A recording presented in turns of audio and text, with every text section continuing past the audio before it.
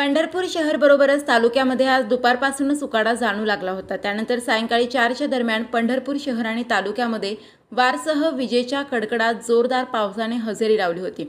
यावेळी काही महिलांनी पावसाच्या भीतीपोटी लिंबाच्या झाडाखाली उभे होत्या आणि त्याच वेळी वीज पडून शारदा कल्याण कुंभार वय 45 या महिलेचा जागीच मृत्यू झाला असून बाळाबाई रतन वाघमारे वय 35 व लक्ष्मी महादेव आडगळे वय 42 या दोघेही महिला गंभीर जखमी झाल्या असून त्यांना तातडीने पंढरपूर उपजिल्हा रुग्णालयात हलवण्यात आले।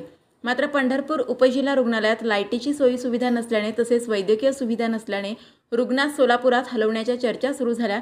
मिळालेल्या सूत्रांच्या माहितीनुसार पंढरपूर तालुक्यातील विठ्ठलवाडी विसावा भटुंबरे येथे ही घटना घडली असून पंढरपूर उपजिल्हा रुग्णालयात सोयी सुविधा नसल्याने पुन्हा एकदा रुग्णांचे हाल होताना दिसून येत आहेत।